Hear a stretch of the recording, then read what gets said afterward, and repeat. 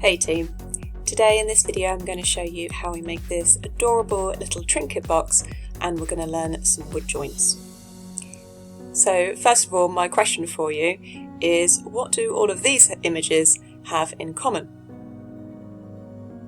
Well, hopefully you've worked out that they are all types of wood joints. We have our butt joint, our lap joint, housing joint, mitre joint, finger joint and dovetail. There are loads of different types of wood joints, but these are 6 of the most common that you tend to see around. In real life, this is what they look like. A butt joint is where you have just 2 ends just butted up against each other, hence the name. A lap is where it is overlapping, it's like it's sitting in a lap. Housing, it's like a little mouse going into its hole. A mitre joint is named after this type of hat that you would see on perhaps someone like an archbishop, and that is actually what it's named after because of the point. Finger joint, hopefully fairly self-evident, sometimes also called a comb joint, and a dovetail joint because it has this sort of beautiful fan, and the dovetail is one of the most difficult types of wood joint to do. So this is the template and we're in 2D design. I've decided that my theme for today is going to be the girls from Adventure Time, and we're going to start by drawing our finger joints in this area here. So I'm going to zoom in, and it says draw finger joints 6mm wide to meet the grey line. I've drawn it for you here, and 18mm long, and I've given you a starting point. So I'm going to pan over. I'm going to get the line tool, and what says line, I want colour red. Okay, now we want to make sure we have step lock on if you haven't already, and you should see that the mouse jumps in millimetre increments because this is 10mm, and if I had step lock on you would see it jump 10mm. So with step lock on, I know that this is the starting point, so actually let's go down here. I'm going to go all the way across and here as well.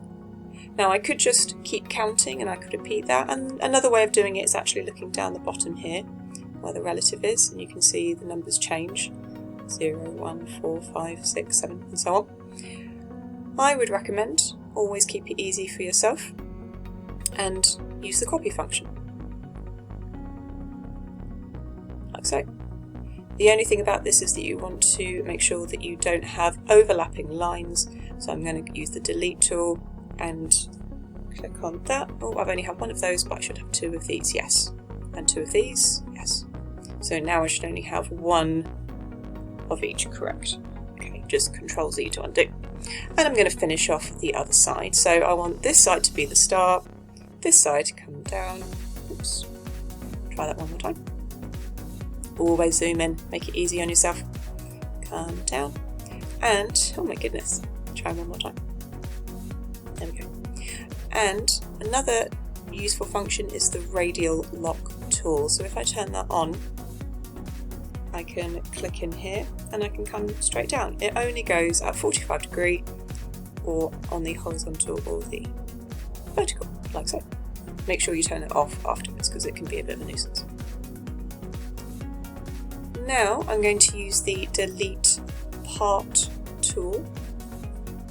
I'm going to back off, because hopefully you can see that here this would just be, the whole thing would be cut out, be like a puzzle piece. I don't want that. So we want it to go back and forth and back and forth. So I'm going to delete this part of this line, come down and delete this part of this line. And I've completed my finger joints. That's nice and easy. You might have noticed, keen eyes of you might have noticed that these are actually slightly different sizes. I've designed them that way so that everything fits. When you do the mitre joints, this will be a perfect fit. The butt joints are different sizes so that this one fits into this one, and so on. Okay, now that we have done the fundamentals, we also want to please make sure that you have put your name. You can choose whichever font you like. If you go down to property and go to settings, you can choose whatever font you fancy. It really doesn't matter. There we go. Just make sure that there's no fill. No fill. Should already be applied. And I'm just going to put is 7. And I should have already applied it to be centered, which I have for you, make things easy. There we go. Make it nice and big so I can see. Okay, because this means that I know whose is whose. Now we're going to do some decorating. Don't do anything to the lid because that is where your little 3D printed figure is going to go. It's going to attach the little handle to come off. But you can decorate the side panels any way you like. You can have bits cut out, you can have things engraved on, and I'm going to show you an example coming up. So here are some of the designs that I have been working on. You can see we have Flame Princess, and I've done her in black, but I've got a simple outline in red to cut out of a flame. I've got Fiona and Cake, and I've got Marcy and Bubblegum having some cocoa together. I'm going to add a little cutout here. I'm going to show us how to do that very simply now. So in Ecosia, I'm looking up the word silhouette. It's always really helpful to use the word silhouette because it gives us really nice clean cutouts. I'm going to pick myself a heart. I quite like this first one actually. I'm just going to copy and paste, Control V. Oh my goodness, that is absolutely huge. Well, thankfully if I click selection it will zoom it out. And remember, if I left click, I'm going to make it really an awkward size. If I right click, I can make it much smaller. Okay, let's bring it down here even further, press selection again, there we go, always makes it easier. Now, in order to make this a cutout, I'm going to go bitmaps, vectorize bitmap, click onto it, monochrome. You can change the luminance if you need to, but in this case it's a simple shape.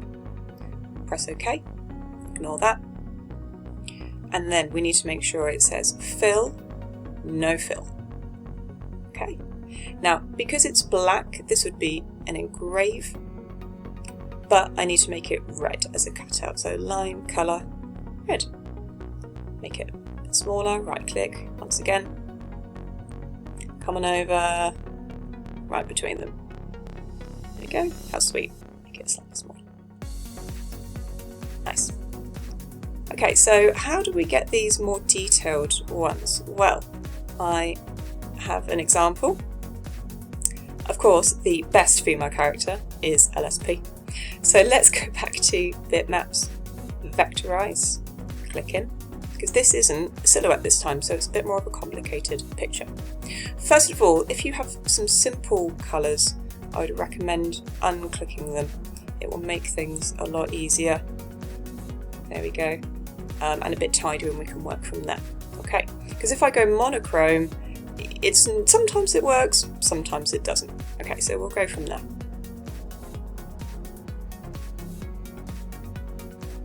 Okay, she has not got a very clear outline. This might be problematic. We'll have a little look. So I've undone that. Let's go back and try again. Bitmap, vectorize bitmap, click in. This time I'm going to, let's try monochrome. Okay, now if I do push the luminance up this time, it will bring back her star, which is also what I want. You can see it pushes it too far. Let's try that, and we'll go from there.